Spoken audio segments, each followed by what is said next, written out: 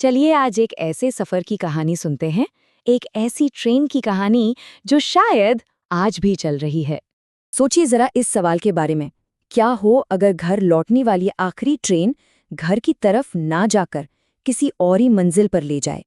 तो कहानी की शुरुआत होती है एकदम सुनसान ठंडे से रेलवे स्टेशन से। रात का घना अंधेरा और उस अंधेरे में बस एक आदमी अपनी ट्रेन का इंतजार करता हुआ। नाम था उसका जतिन। वक्त था ठीक आधी रात का। जगह थी पुणे का चिंचवड़ स्टेशन। और दिसंबर की वो गुलाबी ठंड जिसे कहते हैं ना, बिल्कुल वैसी। और माहौल एकदम सन्नाटा, क्योंकि मुंबई पुणे एक्सप्रेस अपने समय से 3 घंटे लेट थी और जतिन वहां बिल्कुल अकेला था। सोच कर देखिए, सारे लोग जा चुके थे। एक अजीब सी चुभने वाली खामोशी थी बस। और ऐसी खामोशी में ना अकेलापन और ज्यादा महसूस होता है। और फिर उस सन्नाटे को तोड़ता हुआ एक साया जतिन के पास आ रहा था। और बस यहीं से सब कुछ बदलने वाला था। ये रात एक आम रात नहीं रहने वाली थी। एक भिखारी था, जतिन के पास आया और बस इतना कहा, अपना ध्यान रखना, किसी अजनबी से बात मत करना। उसकी आवाज में ना एक अजीब सी सड़सड़ाहट थी, जैसे जैसे उसे पता हो कि आगे क्या होने वाला है। जतिन अभी इस बात का मतलब समझ ही रहा था कि ट्रेन आ गई। हॉर्न बजा। वो जल्दी से भागकर आखिरी डिब्बे में चढ़ गया। और जब जब उसने पलटकर देखा ना, तो वो भिखारी वहीं खड़ा था और मुस्कुरा रहा था। एक ऐसी मुस्कान जिसे देखकर लगे कि उसे सब पता है। चलिए अब ट्रेन के अंदर चलते हैं। अब देखिए, मुंबई पुणे एक्सप्रेस और खाली, ऐसा तो होता नहीं। पर आज उस डिब्बे में एक अजीब बेचैन करने वाला सन्नाटा था। और ये सन्नाटा ही धीरे धीरे डर में बदल रहा था। जैसा मैंने कहा, पूरा का पूरा डिब्बा खाली, एक पिन भी गिरने की आवाज आ जाए, ऐसी खामोशी। और जतिन के दिल में एक अजीब सी घबराहट होने लगी थी। और फिर अचानक जतिन की नजर पड़ी एक और आदमी, डिब्बे के दूसरे कोने में बैठा हुआ। एक पल के लिए तो जतिन को थोड़ी राहत मिली, चलो कोई तो है।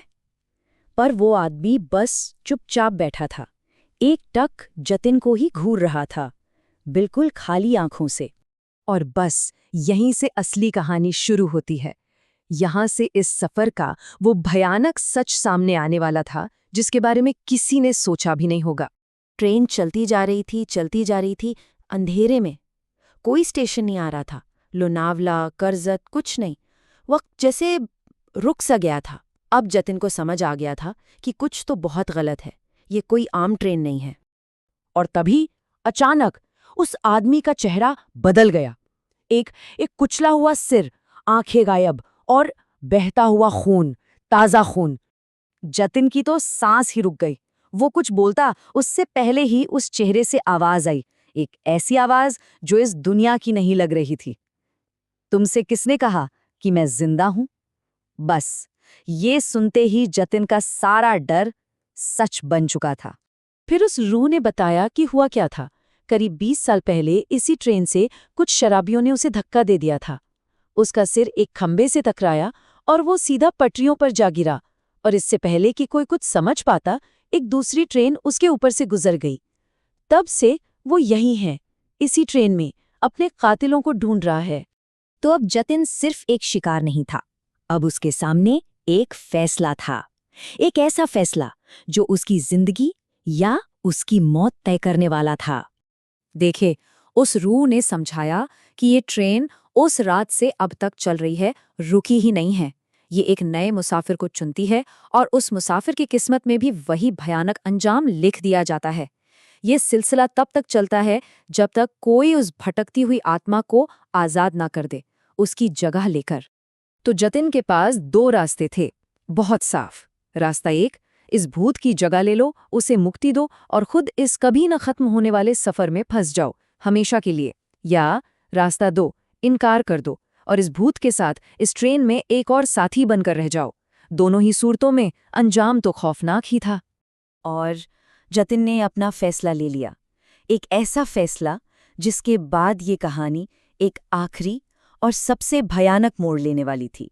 उसने एक लंबी सांस ली, अपनी सारी हिम्मत इकट्ठी की और उस रूह से कहा, मैं तुम्हें आजाद करूंगा। ये सुनते ही उस भूत के चेहरे पर एक मुस्कान आई। वो एक ठंडी हवा के झोंके में बदलकर गायब हो गया। और तभी ट्रेन एक झटके के साथ रुक गई। जतिन अकेला था, बिल्कुल अकेला, उस भूत से आजाद। पर उस ट्रेन से नहीं, उसकी कुर्बानी ने उस रूह को तो आजाद कर दिया था, पर अब वो खुद उस श्राप का हिस्सा बन चुका था। अब जतिन उस ट्रेन का नया मुसाफिर है, वही भटकती हुई आत्मा। ट्रेन फिर से चल पड़ी है, एक ऐसे सफर पर जिसकी कोई मंजिल नहीं। और अब जतिन इंतजार कर रहा है। कहते हैं कि वो ट्रेन आज भी चलती है, कहीं पुणे और मुंबई के बीच, एक नए अकेले मुसाफिर का इंतजार करते हुए। सवाल बस ये है कि अगला स्टेशन कौन सा होगा और अगला मुसाफिर कौन?